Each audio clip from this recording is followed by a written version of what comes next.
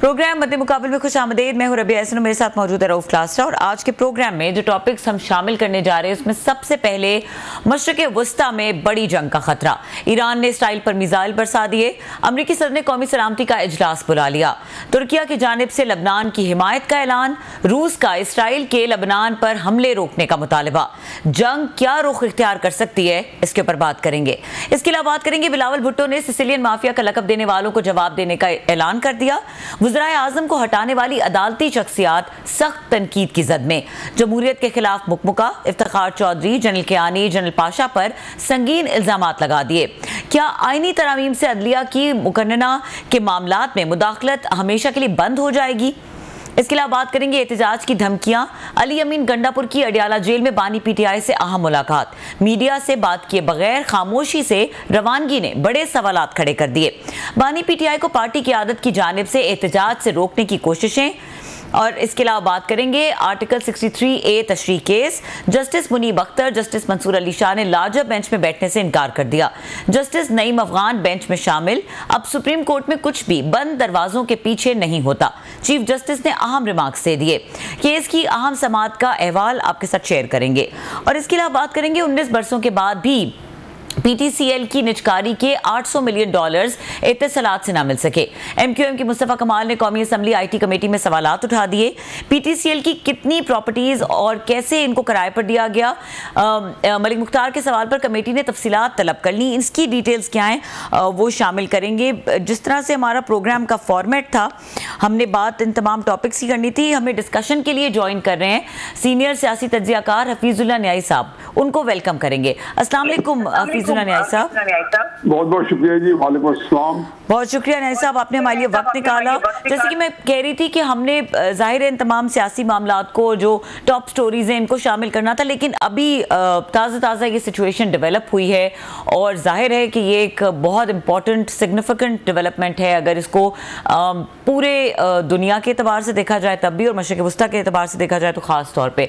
So now the situation is के Iran ने गालिबन कहा यह जा रहा है कि 400 बैलिस्टिक मिसाइल हैं जो इसराइल पे दागे हैं और जो टारगेट है वो तल अबीब है और बैतुल मक़दस है। सो कैसे देख रहे हैं इस डेवलपमेंट को? अनएक्सपेक्टेड तो नहीं थी न्याई साहब? ये अनएक्सपेक्टेड भी नहीं थी, सिग्निफिकेंट भी है, लेकिन सरप्राइजिंग नहीं है। अब ये कह सकते हैं कि टाइम आया एग्जैक्टली ये आज ही था या 2 हफ्ते बाद था या 3 हफ्ते बाद था। मेरा ख्याल में इजराइल जो है वो अभी तक अपनी टर्म्स पे ये जंग जो है उसे जारी रखी हुई है। टर्म्स इन द सेंस के उनका ये बिल्कुल ये टारगेट था हसन नसरुल्लाह को मारने का कि जी ईरान को ज्वाइन करे। हानिया को ईरान के अंदर मारने का मतलब था कि ईरान जो है आए। अच्छा, इसमें अमेरिका की भी दिलचस्पी थी और सामने आ रहे थे। मैं तो इस सारे चीज को मेरा बड़ा पैशन है, बड़े मायन्यूटली बात कर रहा था। ये जब से 2012-13 में, बल्कि 2013-2014 में सीरिया के अंदर ये आमना सामना हुआ था उसका, और अमेरिका ने आगे पूरे सीरिया पे कब्जा करने की कोशिश की थी, तो वो रूस ने जब जंप इन किया और वहां पे उस वक्त दूसरे इसी तरीके से आगे, और जब अपने आप को बिल्कुल फौज उतारी तो उस वक्त वहां पे कुछ थोड़ी सी सैनिटी प्रिवेल की। लेकिन ये साउथ चाइना सी की जंग हो, यूक्रेन की हो, और ये जो फलस्तीन में या ईरान के अंदर जंग पहुंच गई है, ये सारी इंटरकनेक्टेड है। और ये वो पूरा जो है ना एक फैसला जंगों ने करना था कि आया अमेरिका क्या फुटप्रिंट एशिया में रहते या नहीं रहते। इजराइल आया पूरे एशिया को डोमिनेट करेगा, खासतौर मिडिल ईस्ट को, या पूरे यहाँ साउथ ईस्ट एशिया से लेकर मिडिल ईस्ट तक, या इसके इनका बिल्कुल हमेशा खात्मा में खैर है। अब ईरान के जो हमारे पास जो वेपनरी है उसकी तफसील किसी के पास नहीं है। इजराइल की तफसील जो है नोन है, बल्कि वो पिछले हफ्ते से अपनी जो इंटेलिजेंस स्किल है वो भी पिछले 30-40 सालों से उन्होंने बार बार उसको दुनिया के अंदर उसकी बेहतरीन टेक्नोलॉजी थी, इजरायली थी, वही दुनिया के सामने आ रहा था, रिसर्च भी हो रही थी, ईरान के अंदर भी सब कुछ हो रहा था, लेकिन उस वक्त सरफेस पे नहीं आ रही थी। अब आज से पता चल जाएगा। अब बैलिस्टिक मिसाइल एक ही वक्त में अभी तक कुछ तकरीबन 250 के करीब वो फायर कर चुके हैं, लेकिन इट्स नॉट फिनिश येट। एक सिलसिला आ रहा है। आया सुबह तक 1000 होगा, 5000 होंगे, 2000 होंगे, 500 होंगे। लेकिन ये जरूर है कि जी बहुत सी जगहों पे बैलिस्टिक मिसाइल हिट कर रहे हैं।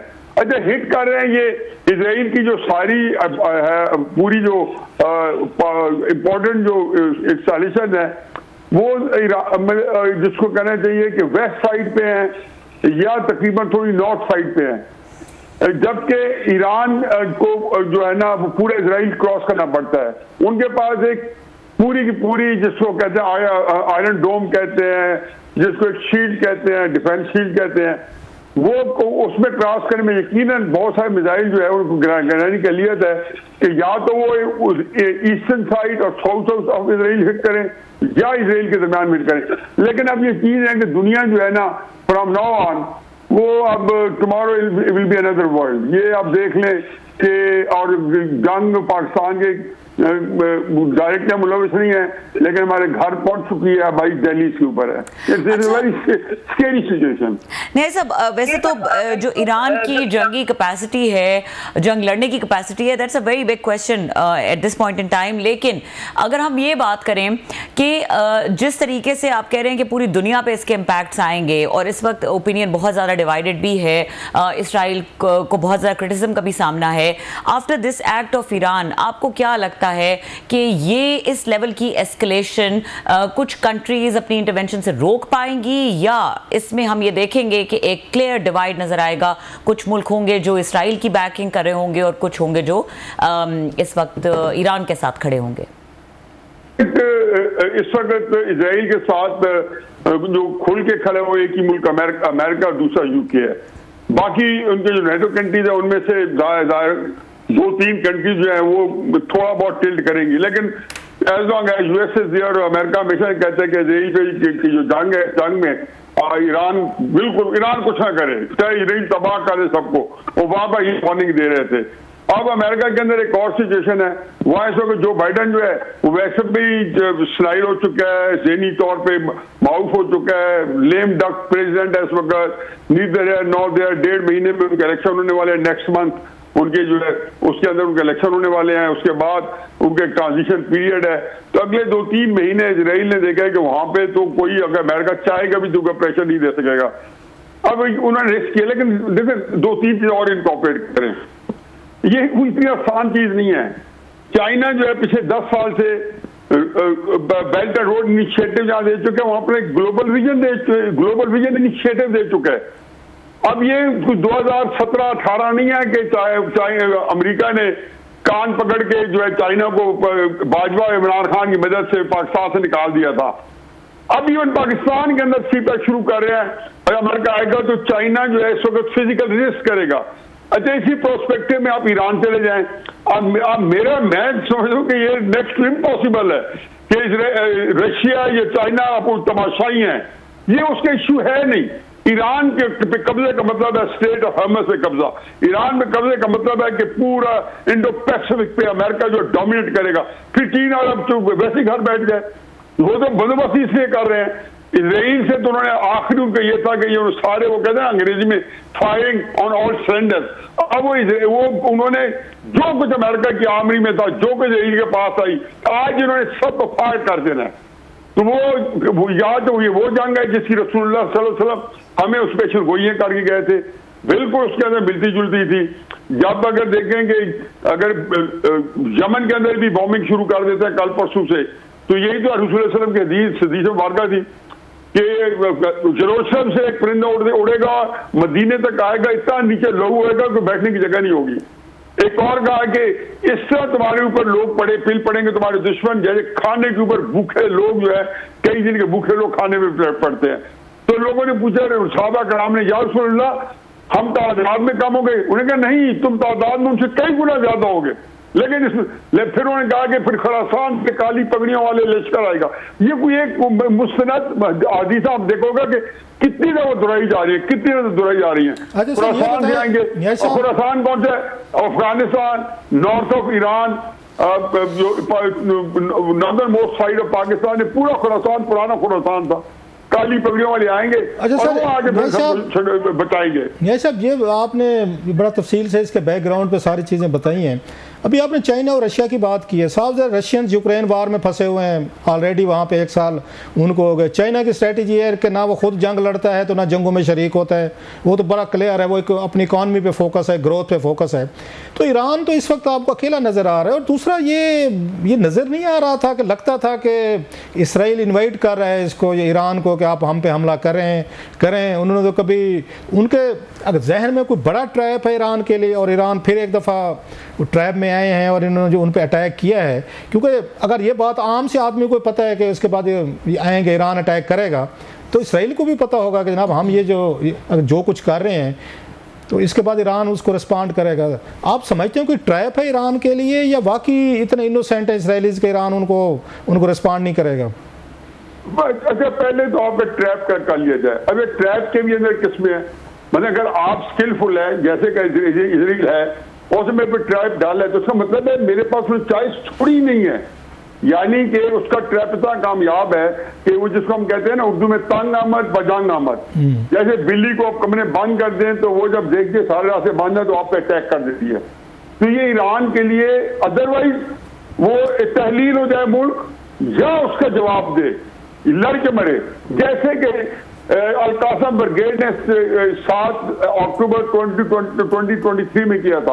और मैं तब भी कहता था कि भाई उनके पास आपके पास चॉइस नहीं है, उनके पास ये लगी नहीं है कि पाकिस्तान से बैठ के आप कहें कि यार हिजबुल्लाह को ये नहीं चाहिए, इसराइल बहुत बड़ा मुल्क है, हमास को ये नहीं करना चाहिए, इसराइल मार देगा, चुन चुन के मारेगा, पर वो ऐसे ही चुन चुन के मारे जा रहे हैं। तो ये एक बड़ी अजीबोगरीब कैफियत होती है। अब ईरान ने जैसे उन्होंने इमाम जो उनके जो खमेनी है जो रहबर हैं उनको उन्होंने अलहदा किया, तो ये पता चल गया था कि ईरान जो है वो डर के नहीं कर रहा, वो भी अब तैयार है कि अगर मेरे ऊपर जंग इम्पोज की गई तो मैं पूरा कर दूंगा उसके ऊपर। दूसरा बात यह कि ये देखें चीन के जो इनिशिएटिव है, चाहे वो ब्रिक्स है, ब्रिक्स आपने देखा नहीं पिछले 6 हफ्ते में एकदम लगा कि जैसे सुबह शाम ब्रिक्स पे काम हो रहा है, और उन्होंने कहा जी सारे मुल्क यूनाइटेड नेशन छोड़ रहे हैं। आपने अखबारों में खबरें देखी होंगी, 4 दिन पहले आपने कहा था कि ब्रिक्स ज्वाइन करने वाले मुल्क जो है वो यूएन छोड़ रहे हैं, और IMF को इन सबको खैराबाद कह रहे हैं, इनको अलग अपना। अभी आपने गुफ्तगू में कुछ इंतहाई अहम आपने इंपॉर्टेंट इस्लामिक हवाले भी दिए हैं। तो इस्लामिक हिस्ट्री में से हमें यह भी मिलता है कि अगर आपके सम टाइम आपके पास फौजी स्ट्रेंथ पूरी नहीं है, आप दुश्मन के मुकाबले में कुछ वीक हैं, आपको लगता है कि आप वो जंग ना जीत सकें, तो अननेसेसरी कन्फ्लिक्ट से भी दूर रहने की मतलब उसमें ये मसलियत हमें दिखाई गई है। तो अब समझते हैं कि ईरान के लिए इन हालात में था थोड़ा सा कि मसलियत दिखाते हुए जो सीज़ फायर के लिए इसराइल के अमेरिकन की शराइत थी कि जो उनके पास 100 से ज़्यादा इस वक्त हमास के पास वो हैं, उनके यरगमाली हैं इसराइलीज़, उनको रिहा करवाने के अगेन करा के वक्ती तौर पर थोड़ी सी मेरा ख्याल सांस लिया जा सकता था, सीज़ फायर की जा सकती थी, ख़ुद को थोड़ा सा मतलब रीग्रुप किया जा सकता था। बाज़ बार रिट्रीट भी होता है, स्ट्रेटेजिक रिट्रीट होता है, टिट फॉर टैट आपके लिए ज़्यादा डेंजरस हो सकता है। मुझे तो लगता है कि इसराइलीज़ ये चाहते थे कि ये ईरान ये काम करे, ये तो वो कुछ इसके अगेन इसके बाद क्या कार्रवाई करते हैं वो तो बाद में आएगी। तो मुझे क्यों पता नहीं फील हो रहा है कि दे वांटेड इट कि ईरान हम पे हमला करे। मैं तो बिल्कुल, मेरे आप 2013-2014 के कॉलम पढ़ लें, जैसे ही रशिया आया था सीरिया में, मैंने कहा अगर अमेरिका सीरिया से ना निकला तो थर्ड वर्ल्ड वॉर का आगाज है, निकल भी जाए तो ये इसकी कंटिन्यूशन चलेगी। उसी वक्त साउथ चाइना सी से अमेरिका ने उठा, चाइना ने कौन सी जगह पे है कि अमेरिका को बैठने दिया है भाई, उसने 4 महीने से सीज के हुए ताइवान को, उसने जापान के फिलिपाइन के बिल्कुल घर के अंदर जाके, जैसे हमारे छोटे छोटे जजीरे हैं बहीर अरब के, उन्हें कहा ये मेरी समुद्री लाइन है। जो वर्ल्ड कोर्ट ने भी किया है, क्या कहना चाहिए, इंटरनेशनल कोर्ट जो कोर्ट ऑफ जस्टिस है, उसे भी कहा कि ईरान का चाइना का ये समुद्र नहीं है। उन्हें कहा नहीं ये तो हमें बताना कौन सा हमारा समुद्र है। अच्छा, वहां पे एक बड़ा ये टॉपिक छोटे नहीं, डिस्कशन वाला नहीं है। जब इंडिया रूस से डिफेंस पैक्ट जो उन्होंने हमारे खिलाफ किया था, पटगोनी और इंदिरा गांधी का 20 जुलाई 1971 में रूस निकला, उसमें से 1991 का 20 साल का था। पहला जो इंडिया ने स्ट्रेटेजिक पैक्ट किया वो अमेरिका के साथ 1995 में क्वाड की है, जिसमें ऑस्ट्रेलिया, अमेरिका, इंडिया और जापान थे। और वो चाइना को करने के लिए किया। मैं बार एक बात आपने की है कि उसमें एड्रेस नहीं कर सका। देखें, चाइना की जो इकोनॉमी है वो इसके साथ साथ चलनी है।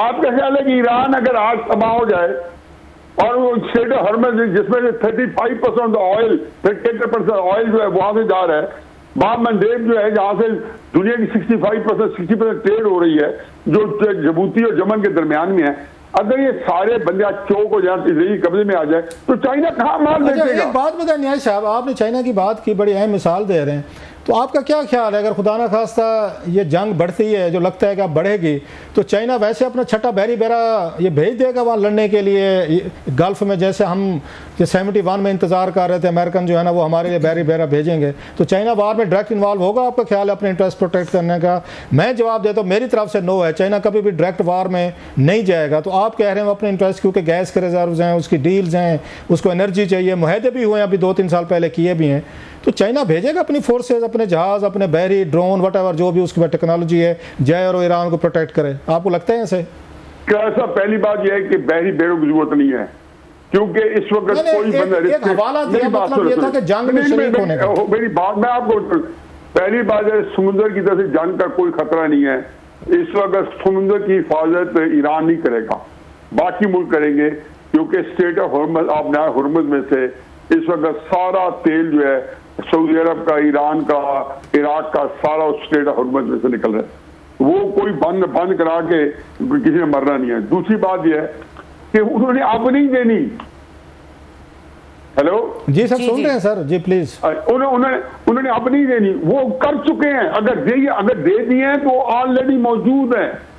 मुझे नहीं क्या पता है कि जो जनवरी 1921 में चाइना ने और ईरान ने $450 बिलियन का जो डील किया, $450 मिलियन की जो डील की थी, ईरानियन फॉरेन मिनिस्टर किया था, उन्होंने कहा कि हम सी पैक ईरान लेके जा रहे हैं। पता ही उसने कहा ये क्या था। देखो, कौमें ऐसे नहीं मूव करती कि अब जंग हो गई है, रूस एक्सपेक्ट नहीं कर रहे थे, सारे कैलकुलेटर लेके बैठे थे। और इस वक्त अंदाजा लगाएं कि ये इस वक्त ईरान की, इजराइल की, लेबनान की जंग नहीं है। इस जंग ने फैसला करना है।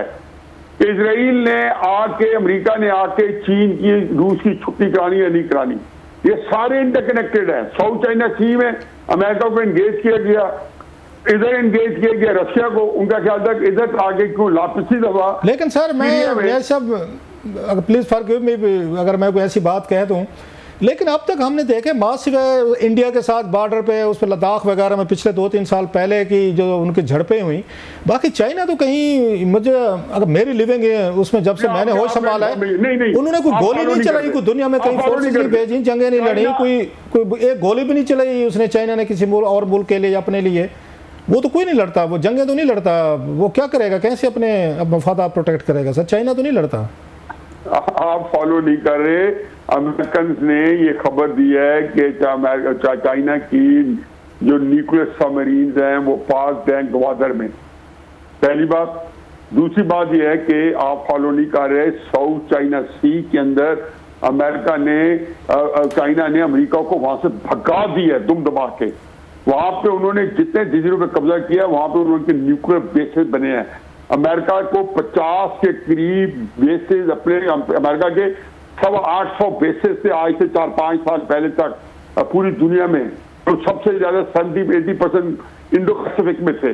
वहां से अमेरिका को 75 बेसेस खाली करने पड़े हैं। चाइना ने अमेरिका के जहाज, ये खबरें सारी की सारी डिप्लोमेट मैगजीन या जो भी डिफेंस मैगजीन है उनमें अपीयर होती है, लेकिन इनको कट किया जाता है क्योंकि ये कॉमें डिमोरलाइज होती हैं। उन्होंने इनके सारे जहाज सीज कर दिए थे। यही काम लद्दाख में किया। आप देखे उनके इंडिया के डिफेंस चैनल, उन्होंने क्या किया? आपको याद हो मेरी एक बात सुने ना, इस वक्त टेक्नोलॉजी के अंदर जो अमेरिका का अपर हैंड था, और अमेरिका ने कहा था 5G करते हैं, वो साथ कहते हैं चाइना के पास 6GB और 7GB। सर आपको याद हो साहब, एक छोटा सा सवाल सर, आपको याद हो नैन्सी पेलोसी थी, इनकी स्पीकर थी कांग्रेस की, तो उन्होंने ये ताइवान का विजिट करना था, जिस पर साहब ज़रा उनको बड़ी शदीद रिजर्वेशन थी चाइनीज़ की। चाइनीज़ ने बड़ा उस पर प्रोटेस्ट किया था, बड़ी सख्त उन्होंने धमकियाँ भी दी थी कि अगर कुछ हुआ तो कंसिक्वेंसेज होंगे। इसके बावजूद नैन्सी पेलोसी जो है वो गई, उन्होंने ताइवान का विजिट किया, स्टेट विजिट था, रहीं ठहरी, सब कुछ हुआ, वो अपने जहाज़ पे गई, जहाज़ पे वापस आई, कोई चाइना ने रिएक्ट नहीं किया सर, क्योंकि ये तो सारे बिजनेस कंट्रीज हैं। चाइना सारा अपना बिजनेस जो है यूरोप और अमेरिका से करता है, उसकी तो सबसे बड़ी मार्केट्स वही हैं, तो उनके साथ कैसे वो जंग लड़ सकते। मेरा ये पॉइंट था सर, बाकी आपकी बातें ठीक होंगी, जहाँ जहाँ उसके अपने इंटरेस्ट हैं रीजन में, खिते में, तो रखेगा, लेकिन किसी और की जंग में तो नहीं घुसेगा sir. That's what I was again trying to say that. यही रुक जाए सर। जब नैन्सी के वहां पे ताइवान, उन्होंने क्या किया, चाइना ने ताइवान के एक्सरसाइज शुरू कर दी और ये जेस्चर दिए कि हम जो है अगर वहां पे कोई उसकी जान माल खतरा हो तो हम जिम्मेदार नहीं है। पहली बात है, अमेरिका ने 2 जहाज भेजे रिकॉन्सनेंस पे, चाइना ने उतार लिया और वो पता ना, और उसे पायलट जो है गिरफ्तार करके अमेरिका के हवाले कर दिए, जहाज रख लिए। आज तक अमेरिका ने कहा मेरे जहाज वापस करो। देखिए दुनिया इस तरह नहीं चली। दूसरी बात यह है, उधर से रूस ने उनको कह दिया 4-5 जो जेस्चर थे, उसने कहा जी मैं एक दफा पुतिन ने कहा था आज से महीने पहले, मैं हुतियों को भी एक्सेप्ट करूंगा, मैं उसको करूंगा, not to talk of Iran. वो तो खैर एक और गेम प्लान नहीं हो रहा है उनका, उनकी जमीनें मिलती आपस में, लैंड रूट्स हैं सारों के, क्या आ रहा है क्या नहीं आ रहा है किसी को नहीं पता। इस वक्त एक बात सिर्फ ध्यान में रखें कि पाकिस्तान हो या ईरान हो, ये ऐसे आप मुल्क ऐसे नहीं फिर रहे कि जैसे कोई यतीम जो नागा न पेशा। इस वक्त लोगों के इंटरेस्ट प्रोटेक्ट किए जा रहे हैं। मतलब आपको अंदाजा लगे, सिर्फ ये देख लें कि जो जहाज खलीज फारस से चलता है और बीजिंग पॉइंट है टेल लेके, मेरा वक्फा लेना है, वक्फे के बाद थोड़ी सी, क्योंकि पाकिस्तान की भी इंपॉर्टेंट चीज़ें थी, हमने बड़ा इतना सेगमेंट हमने बात कर लिया, हम थोड़ा सा चाहेंगे कि पाकिस्तानी पॉलिटिक्स पे कोई अगले सेगमेंट में आपसे थोड़ी सी उस पर भी बात कीजिए। मेरा ख्याल ब्रेक लेनी है रबिया ने, आप हमारे साथ डिस्कशन कंटिन्यू करेंगे, खासतौर पे जो मुल्की हालात हैं और उसमें जो मुल्क की सियासत के हालात हैं उसके ऊपर बात करेंगे कि आने वाले दिनों में हमारे शहरों का मंजरनामा क्या होगा, क्योंकि हर तरफ एहतजाज की कॉल है। कल एहतजाज की कॉल है फैसलाबाद, मियांवाली और इस साइड पे, और जो फिर 4 अक्टूबर की जो कॉल है वो डी चौक की कॉल है। इसके ऊपर डिस्कशन करेंगे। इस ब्रेक के बाद हमारे साथ रहिए।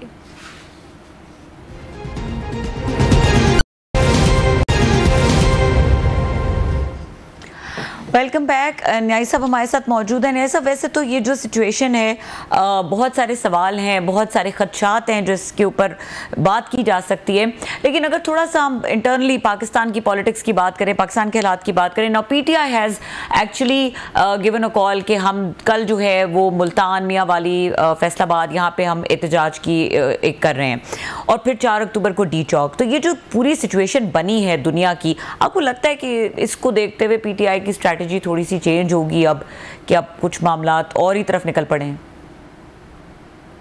जी, इसका पूरे मुल्क में इम्पैक्ट पड़ेगा। और अगर इजराइल ने कल सुबह तक रिटेलिएट किया या ना भी किया तो उसके असरात जो है उसको हमारी जो मिलिट्री एलीट है वो बैठ के सच जोड़ के बैठेगी। अभी मेरा ख्याल है, ये मुझे नहीं पता कि कोई घंटा 2 घंटे जब इन्होंने कल की मीटिंग कैंसिल की है इन कैमरा असेंबली में, तब तक ये 2 घंटे पहले जो खबर आ गई थी, अमेरिका ने खुद रिलीज की थी कि ईरान एनी मोमेंट हमला करने वाला है। तो पीटीआई पे उसके असरात पड़ने भी चाहिए, पड़ेंगे भी, लेकिन आप मत भूलें कि इमरान खान साहब जो हैं इन चीजों को वो समझते हैं कि मेरे ये मौका गनीमत है। मसलन आप याद करें जब 14 अगस्त 2014 के अंदर 14 में आए थे कंटेनर लेके तारुक कादरी के साथ इस्लामाबाद डी चौक पे, तो सामने क्या था, यही कोई 12-13 अक्टूबर को आज से पूरे 10 साल पहले चाइनीज सदर शी जिनपिंग आ रहा था और सीपैक का इफ्तिताह करने, जिसमें पार्लियामेंट भी एड्रेस करना था, सारे काम करने थे, और वहां धरना करके वो मुलतवी करवाया और वो फिर उनका दौरा पे जाके कहीं 2015 में हुआ। पूरा साल प्रोजेक्ट जो 1 साल लेट शुरू हुआ। फिर उसके बाद जब 22 मई को ये 2022 को जब इक़्तिदार से अलहदा होने के बाद इन्होंने ऐलान किया कि 25 मई को जो है इस्लामाबाद आ रहा हूँ 30 लाख बंदा लेके, तो क्या सामने था वहां 25 मई को दोहा कतर में हमारे जो है, जिसको कहना चाहिए कि स्टाफ लेवल पे कि या बड़े डायरेक्टर लेवल पे हमारे वो मुज़ाकरात हो रहे थे, जिसमें से मिफ्ता इस्माइल साहब हमारे फाइनेंस मिनिस्टर जा रहे थे वहाँ पे दुआ कतर, और पूरा हमारा फाइनेंस सेक्रेटरी जा रहे थे। इमरान खान साहब ने, हालांकि इसको बाजवा ने पैगाम दिया कि शहबाज शरीफ इस्तीफा दे रहा है, लेकिन वो उसे इमरान खान साहब क्योंकि एक ट्रस्ट डेफिसिट आ जाता है, जब एक दूसरे को आप दाव लगा रहे हो तो एक दूसरे से मानते नहीं हो। वो बदकिस्मती से अगर वो धरना ना करते, वो 25 मई का लॉन्ग मार्च, तो शायद वो फायदे में रहते, लेकिन उन्होंने किया कि वो रुकवाना चाहते थे। अच्छा, फिर 26 नवंबर का जब किया, नवंबर में उन्होंने किया कि जी मैं GHQ पे चढ़ाई करूंगा, फिर भी उनका ख्याल था कि बड़ी कमजोर पहलू आ गया, जब चढ़ाई करूंगा फिर बात मान ली जाएगी। आई थिंक खान साहब को ये बात समझ लेनी चाहिए कि उन्होंने ये जो सारे इश्यूज करे, ये सारे काउंटर प्रोडक्टिव हुए हैं, बैकफायर कर गए हैं, और हर एक ने उनको किसी न किसी तरीके से उनको नुकसान पहुंचाया है। अब जो वो कहते हैं कि जी अब जो जीरो सम गेम में तो हम अभी तक विनर ऑल द वे हैं, वो अलग बात है, लेकिन वो अच्छी तरह पता है कि हर 3-4 प्रोग्राम के अंदर जेल भर तहरीक थी, हर एक में उनको नाकामी हुई है। अब इस माहौल में जबकि आपकी यहाँ पे शंघाई जो कॉपरेशन ऑर्गेनाइजेशन है SCO की जो कॉन्फ्रेंस हो रही है, वहां पे 30-40 जो हेड ऑफ स्टेट्स आ रहे हैं, समिट हो रहा है, उसमें कभी आप कोई बंदा सोच ही नहीं सकता। यही बात वो कहने गए होंगे, अली अमीर गंडापुर यही बात कह रहे होंगे कि मुल्क के हालात मुताबिल नहीं है, अब ऑलरेडी हम टेररिज्म को रोक रहे हैं, इंग्लैंड की टीम आ रही है, बेशुमार चीजें हैं, और पाकिस्तान को उन्होंने इंडिया कोशिश करेगा कि पाकिस्तान एम्बेरस हो, कोई ना कोई धमाका हो जाए, और इमरान खान साहब वो माहौल देना चाहते हैं। देखें, मैं कहने को बहुत सारी बातें साइटेशन है, लेकिन इस वक्त इमरान खान साहब जो है अपनी एहतजाज की कॉल जो है फॉर द राइट और रॉन्ग रीजन, वो उनकी एहतजाज की कॉल वैसे ही काउंटर जो है ना अटैक हो गया उस पर, इन सारे वाकयात का जो ब्रेकिंग न्यूज पाकिस्तान के अंदर ही आ रही है, बहरी भी आ रही है। दूसरी बात जो है कि बिलावल साहब का जो मेरी इसी गो में उनको भी एड्रेस किया जाए, वो जिस तरीके से एक जो है जिसको कहने चाहिए कौमी लीडर के तौर पर निकले हैं। हकीकत यह है कि बिलावल पिछले 2-3 साल से जिस तरीके से वो सियासत कर रहा है, जिस तरीके से अपना कंडक्ट कर रहा है, मैं तो आज भी उसकी सारी जो उसने जो बार को एड्रेस किया है, फिर जो क्वेश्चन आंसर किए हैं, मेरे तो यकीन जानो कि मैं तो अच्छा शिकार उठाऊं।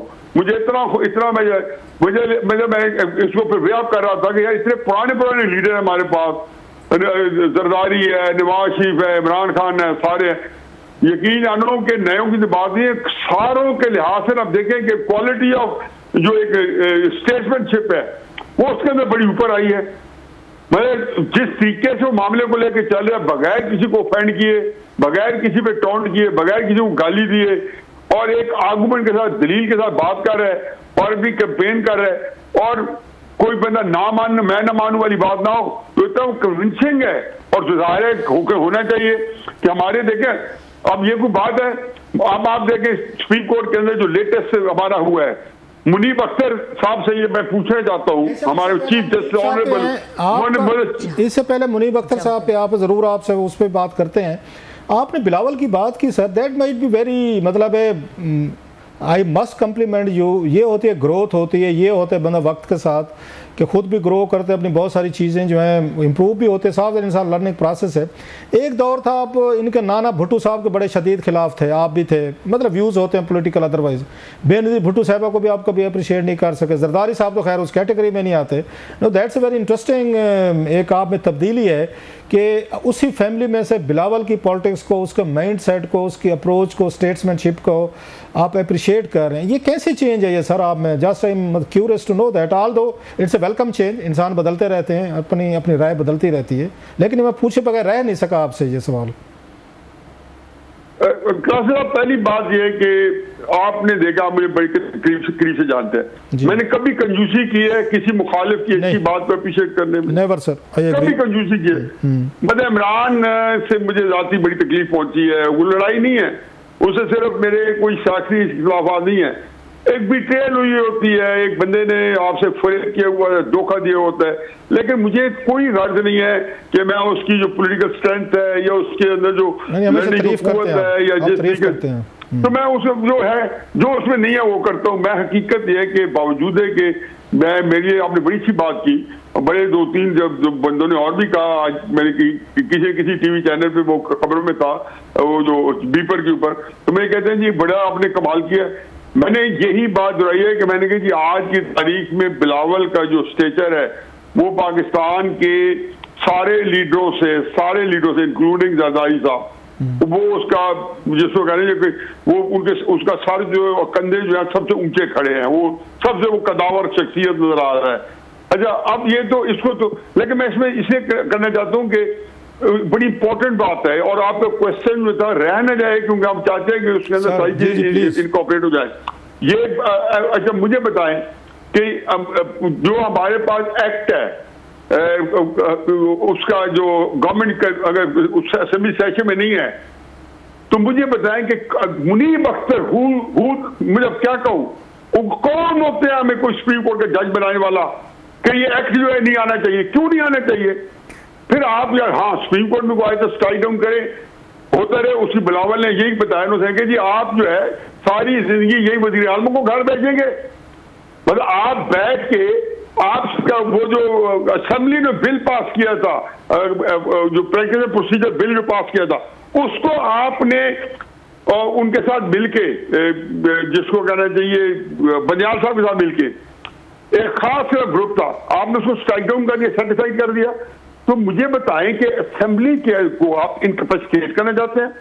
किस हैसियत से आप कह रहे हैं कि नहीं होना चाहिए? क्या उसमें क्या गैर कानूनी काम है? क्या ये को आप लोगों ने कोई फॉर्म 45 और फॉर्म 47 का आप जजों में झगड़ा है?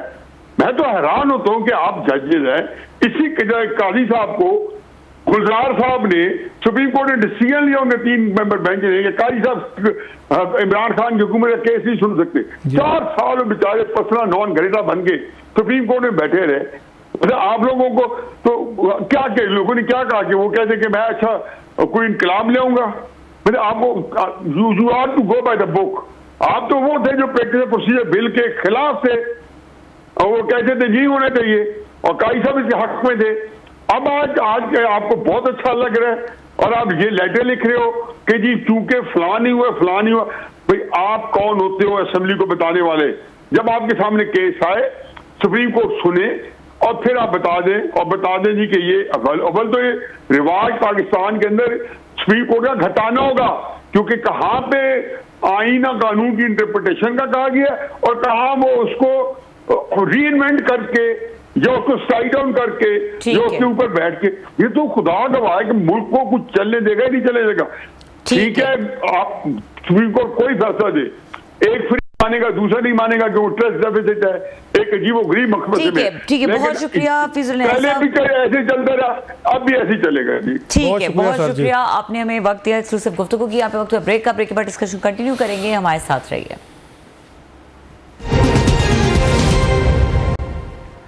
Welcome back class. अब थोड़ा सा टाइम है, ये बताइए कि अब पीटीआई की क्या स्ट्रेटजी होगी धरनों को या प्रोटेस्ट को लेके? मेरा ख्याल अभी जो ईरान और इसराइल वाली अगर डस्ट सेटल नहीं होती कल तक, अगर खुदा ना खास्ता कोई ये बड़ी जंग में नहीं बदलती, तो फिर तो मेरा ख्याल पीटीआई जाएगी अपने धरनों के साथ, 4 अक्टूबर वाला करेगी। अगर ये चीज़ बढ़ती, आज अभी देखना होगा कि कितना बड़ा वहाँ नुकसान होता है तेल अवीव में या इसराइल में, क्योंकि उनका जो अपना उनका सिस्टम है, तो वो कहते हैं कि उस 90% जो हैं वो तो मिसाइल आपको जाने नहीं देते वहाँ पे, इसराइल पे नहीं होता। जो उन्होंने पूरा एक उसके उन्होंने गिर्द एक तरह का वेब उन्होंने बनाई हुई है कि जिसके तहत वो गिरा सकते हैं जो मिसाइल हैं। तो बाकी उसमें 10% से क्या नुकसान होता है, इंस्टॉलेशन पे होता है, उनके बाकी जो मेन चीज़ें, सो जानी नुकसान कितना होता है, वर्ल्ड न्यूज़ कल तक कैरी करती है, परसों तक करती है, नहीं करती। सो मेरा ख्याल है थोड़ा वेट एंड सी करेंगे। अगर बहुत ज़्यादा गड़बड़ होगी और पाकिस्तान के लिए के मसले यकीनी तौर पर बॉर्डर पर हम बैठे हमारे लिए भी होंगे, तो शायद उसको मुलतवी कर दें। अगर ना हुई तो फिर खान साहब अपने प्लान के साथ मेरा ख्याल कंटिन्यू रखेंगे अपने आप को, वो 4 अक्टूबर को। ठीक है क्लास, अब इसी पॉइंट पे प्रोग्राम को ख़त्म करेंगे। प्रोग्राम देखने के लिए शुक्रिया, इजाज़त दीजिए, अल्लाह हाफ़िज़।